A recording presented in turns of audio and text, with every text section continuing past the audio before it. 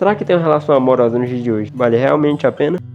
Esse vídeo surgiu de uma notícia lida por mim, do G1, escrita pelo jornalista Gabriel Crocker, onde diz que brasileiros se divorciam cada vez mais e mais rápido. Dados de registro civil mostram que o Brasil teve 970 mil casamentos e 420 mil divórcios em 2022, ou seja, cerca de um divórcio a cada 2 casamentos.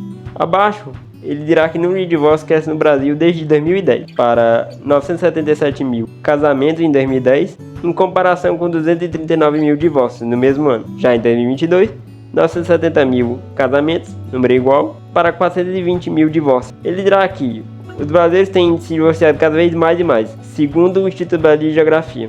Dados de registro civil divulgados na quarta-feira, do dia 27, mostram que em 2022 foram registrados 970 mil casamentos e 420 mil divórcios judiciais ou extrajudiciais. Ou seja, houve um divórcio para cada 3 casamentos. Em 2010, houve 977 mil casamentos e 239 mil divórcios. Ou seja, a relação era de um divórcio para cada 4 casamentos. Isso mostra que, embora os números de casamentos sejam iguais, a taxa de divórcio é muito maior se comparada aos anos de 2010. Pode nos direcionar para um caminho bem provável. As relações hoje em dia são quebradas, mas isso depende do ponto de vista. Calma, vamos nos pautar para o primeiro argumento. Por que será que isso acontece? Por que será que casamentos falham? Lendo algumas informações, eu vi algumas justificativas interessantes para tal evento. A primeira delas, pela liberdade e pela independência das mulheres da geração atual, a tolerância para casamentos ruins ou relações ruins, ela é bem menor. Sendo assim, as relações que antes teriam dificuldades ou empecilhos para terminarem, não existem mais. Porque assim a mulher pode ser livre, digamos assim, para viver a sua vida sozinho. Mas será que é isso mesmo? Será que a culpa é só do homem? Será que a mulher realmente tem alguma culpa? Bom, é como eu disse, vamos investigar. O primeiro ponto que devemos nos questionar é: por que exatamente uma relação termina? Para mim, ela termina quando começa ruim. O que eu quero dizer é que das 10 relações que eu conheço na minha vida pessoal, 11 falharam. E eu não tô dizendo isso porque eu sou o gato mestre, ou porque eu acho que eu entendo mais do que você,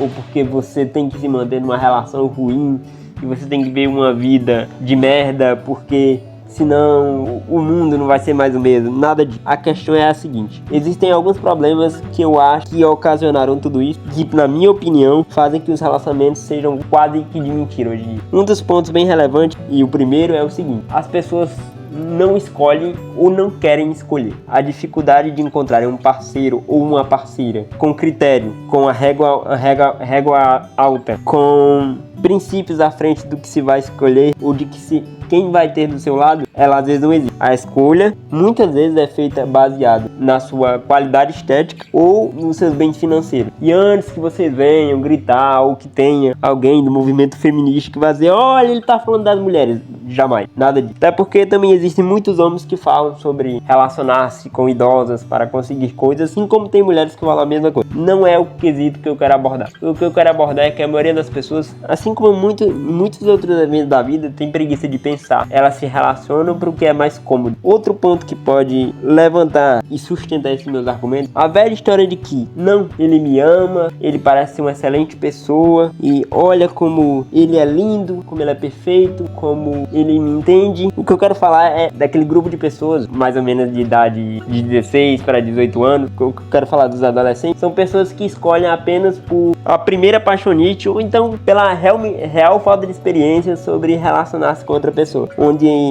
como eu disse, entram os primeiros fatores de beleza, de condição financeira, mas entram também fatores de inexperiência. Às vezes pessoas que não tiveram devidamente questões consigo mesmo ou questões familiares bem resolvidas podem acabar tendo parceiros não à altura do que toda pessoa realmente deveria ter. São parceiros dignos e com princípios alinhados, mas sim pessoas que vão suprir certos vazios que tem dentro dele. Eu quero dizer justamente isso. O segundo ponto que eu quero falar aí: as pessoas não têm critérios por algumas lacunas que elas precisam preencher nelas mesmas. Isso acaba gerando uma dificuldade de entender que certos relacionamentos são prejudiciais à saúde mental, à saúde física, à integridade física.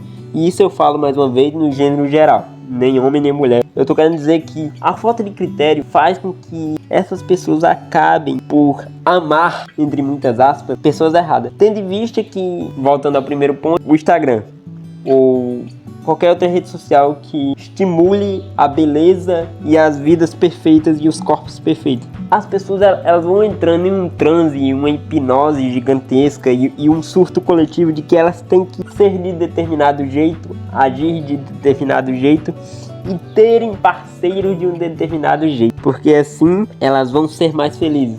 Ou se não felizes, elas não precisam ser felizes, mas elas vão estar bem. Então, acaba se deixando todo critério de princípios, de sentimento, de comodidade. Quando eu digo comodidade, uma tranquilidade na vida.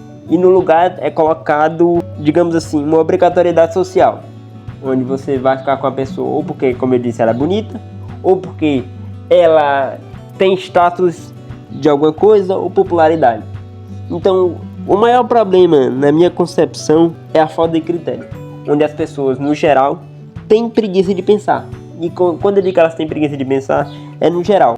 Hoje em dia, com o mundo de informações acelerados, com rotina de trabalho puxada, com escalas de trabalho exageradas, o processo de peneira que você deveria fazer, a autovalorização que o ser humano deveria dar a si mesmo é jogada fora por umas migalhas de atenção ou até mesmo de preenchimento, como eu já falei, de vazio.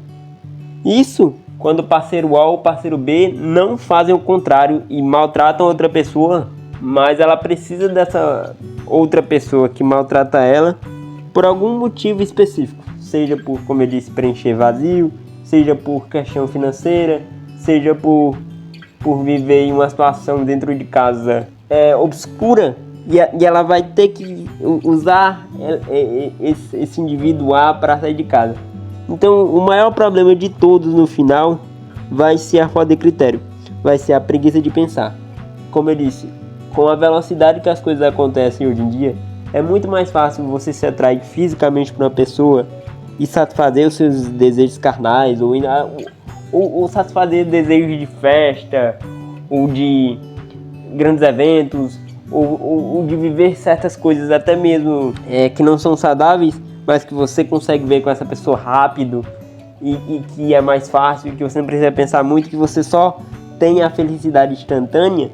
Você acaba abandonar qualquer critério que lhe faria bem para sustentar uma felicidade instantânea.